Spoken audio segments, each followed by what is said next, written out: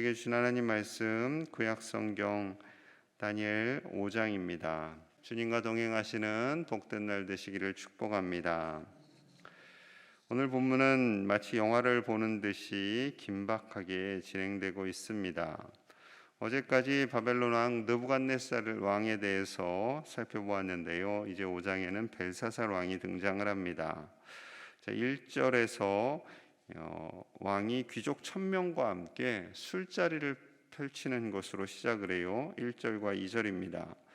벨사살 왕이 그의 귀족 1000명을 위하여 큰 잔치를 베풀고 그 1000명 앞에서 술을 마시니라.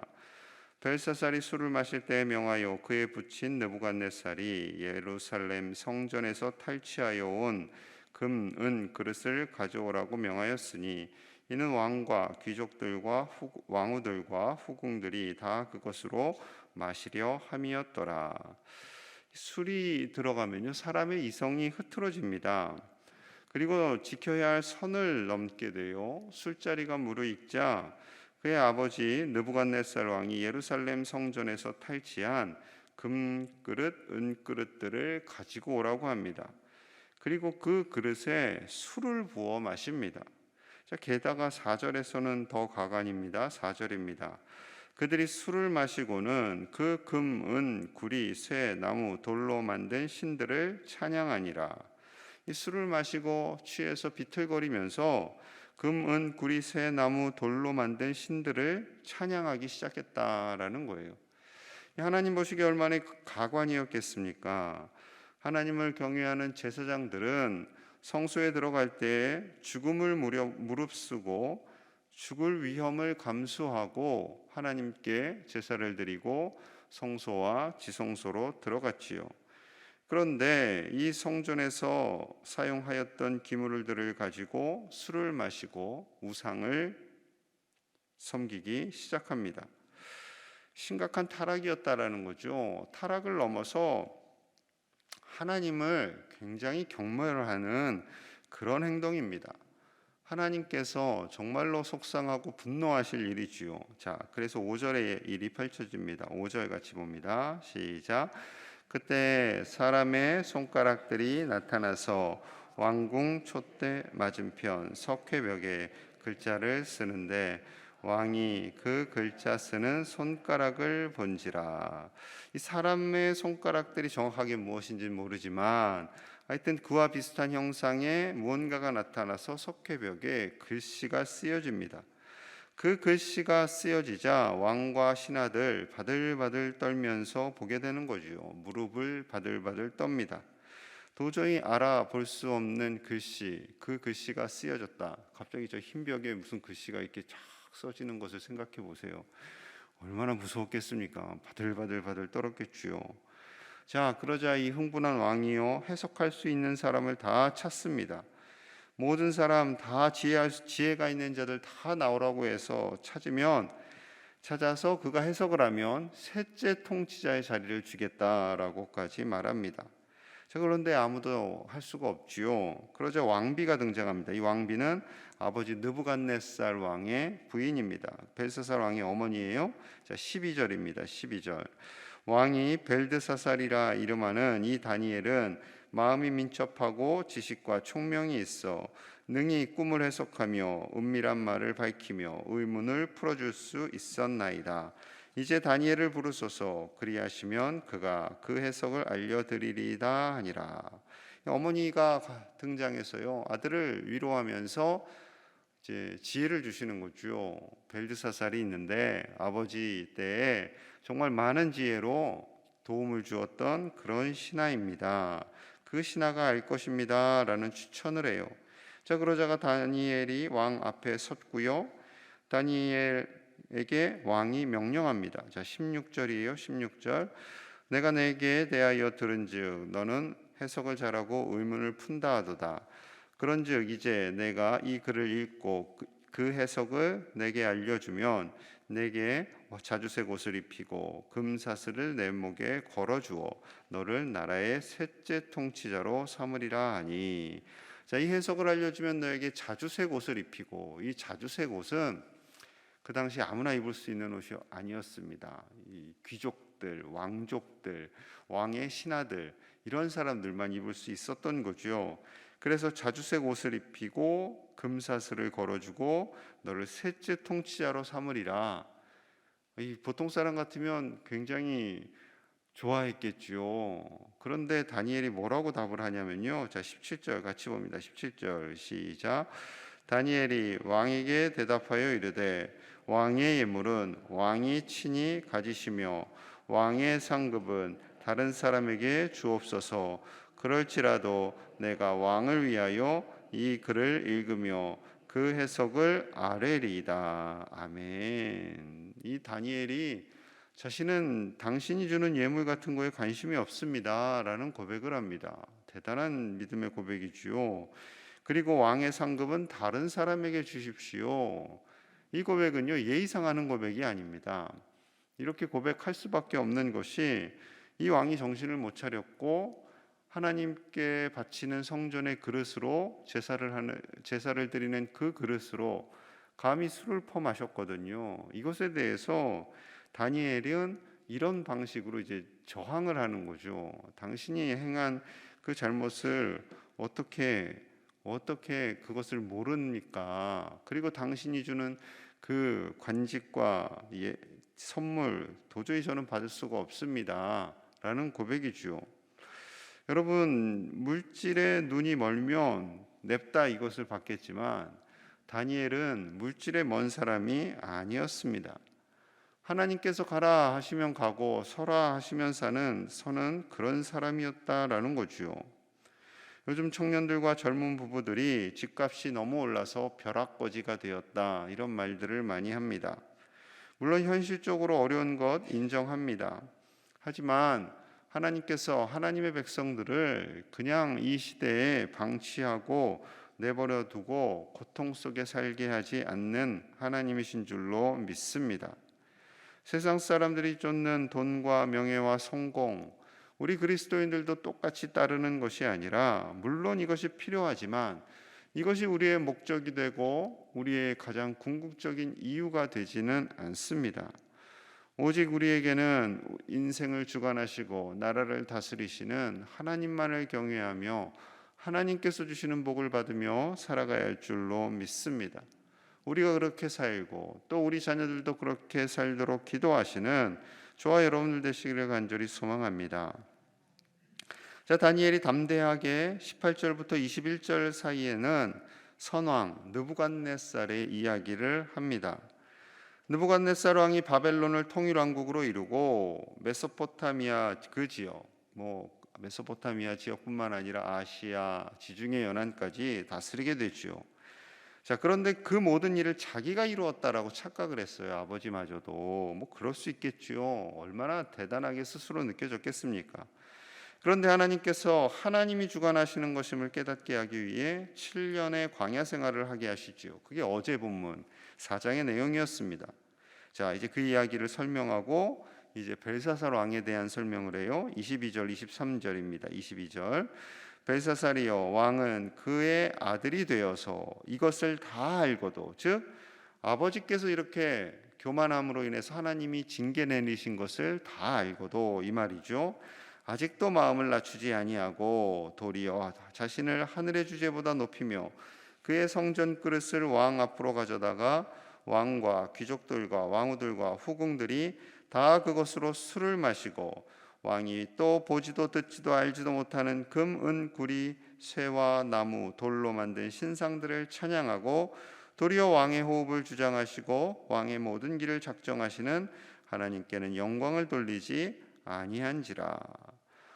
아버지 왕이 어떠한 주님의 징계를 받았는지를 다 알면서도 당신 역시 동일하게 하나님을 경외하지 않고 자신을 높였고 하나님께 영광을 돌렸던 그 성전 그릇으로 술을 마시고 게다가 알지도 못하는 여러 금은 구리 등등으로 만든 신들을 찬양했다라는 겁니다. 하나님이 정말 화를 내실 수밖에 없는, 분노하실 수밖에 없는 그런 일을 당신이 골라서 했다라는 거예요. 대단한 믿음의 고백이죠. 여러분, 바벨론 왕 앞에 가서 이런 고백하는 거 쉽지 않습니다. 자기의 목을 내놓고 하는 말이에요. 그 당신 내 앞에 있는 그 왕의 잘못뿐만 아니라 아버지의 문제까지 지금 들추었잖아요. 당신 아버지가 그런 잘못을 해서 하나님께 징계를 받았는데 당신도 지금 똑같이 그 일을 하고 있습니다 라는 엄청난 말을 하고 있는 겁니다.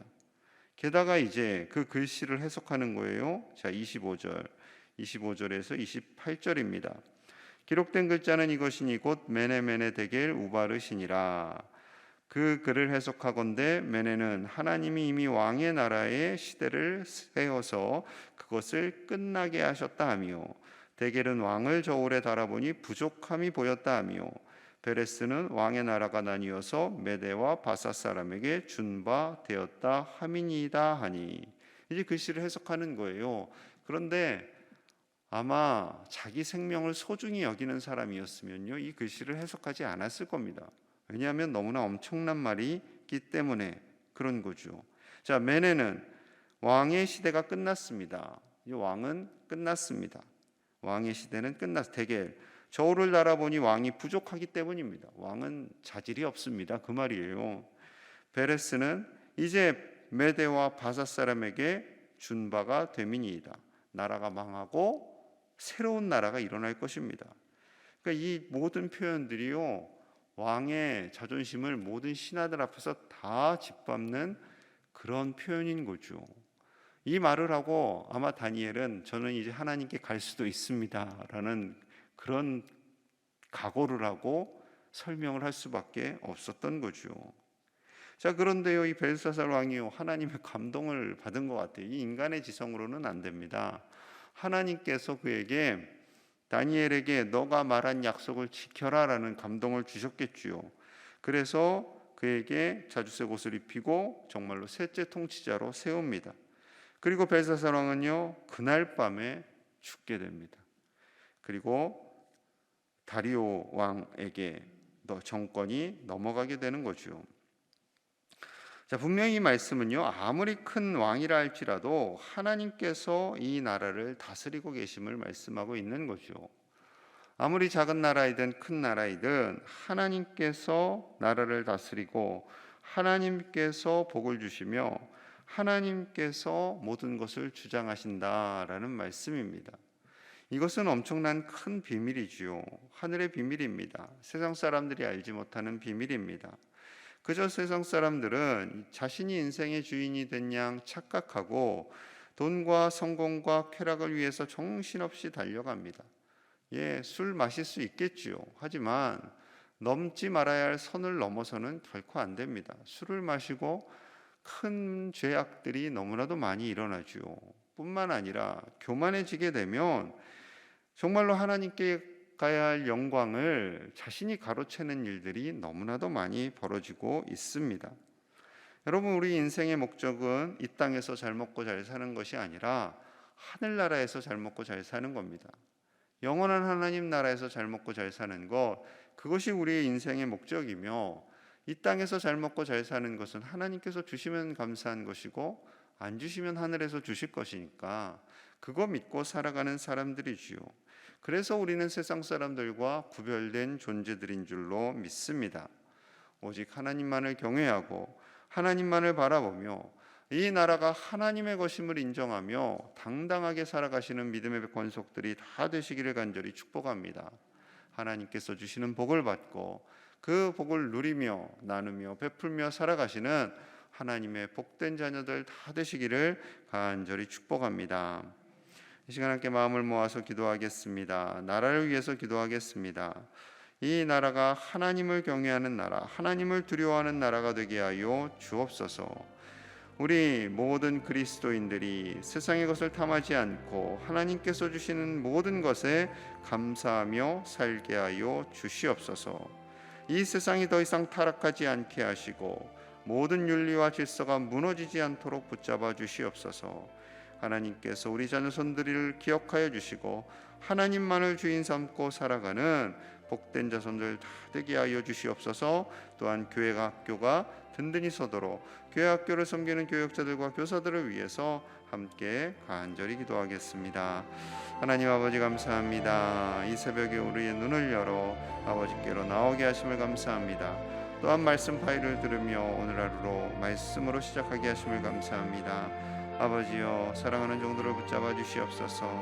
하나님만을 경외하는 나라로 서도록 우리가 기도하기를 원합니다. 하나님이 주인 되는 나라, 하나님이 다스리시는 나라, 이 크고 놀라운 비밀을 깨닫는 많은 위정자들이 일어나게 하여 주시옵소서. 그래야 하나님을 두려워하며 살게 하시고 하나님께서 하나님의 공의와 정의와 사랑으로 이 백성들을 다스려 주시옵소서. 고통받는 자들을 불쌍히 여겨 주시옵소서. 아버지여, 고난 중에 있는 자들의 눈물을 닦아주시고 하나님께서 위로하여 주시옵소서. 아버지여, 우리가 세상의 것을 탐하지 않고 하나님께서 주시는 것에 감사하며 살기를 원합니다. 우리에게 물질과 성공과 그 외의 모든 것들이 필요하지만 그것이 우리의 인생의 가장 큰 목적이 되지 않게 하여 주시옵소서. 하나님께서 주시는 것에 감사하며 살게 하여 주시옵소서. 아버지여, 세상은 물질이 우상되어 갑니다. 아버지의 헛된 우상이 우리의 우상이 되지 않게 하여 주시고 오직 하나님만을 경외하며 하나님으로 만족하며 하나님으로 기뻐하며 살아가는 우리 모든 구별된 그리스도인들이 다 되게 하여 주옵소서. 우리 자녀손들을 기억하여 주시고 우리 자녀들 하나님을 떠나지 않게 하시고 하나님만을 주인 삼고 살게 하여 주시옵소서. 그래야 우리가 교회 학교를 믿음으로 잘 양육하기 원합니다. 아버지, 이를 위해 우리 교사들과 교육자들을 보내셨사오니 교회 학교를 위해서, 저 어린 영혼들을 위해서, 우리 청소년들과 청년들을 위해서 힘을 다해 양육하게 하여 주시고 저들이 이 세상에 나아가 하나님을 경외하며 이 세상을 바꿔나가는 주의 백성들이 다 되게 하여 주시옵소서. 하나님께서 책임져 주시기 원합니다. 주여, 우리 교회를 축복하여 주시고 이 땅의 모든 교회들을 하나님께서 다스려 주시고 하나님의 뜻을 따라 인도하여 주시옵소서. 오늘 하루도 복된 날 되게 하여 주시옵소서. 주님 감사합니다. 하나님 감사합니다. 이 새벽에 주님 앞에 나왔습니다. 또한 말씀 파일을 듣고 주님의 말씀을 마음에 새깁니다. 우리나라가 하나님만을 경외하는 나라, 하나님이 주인 되는 나라가 되게 하여 주시옵소서.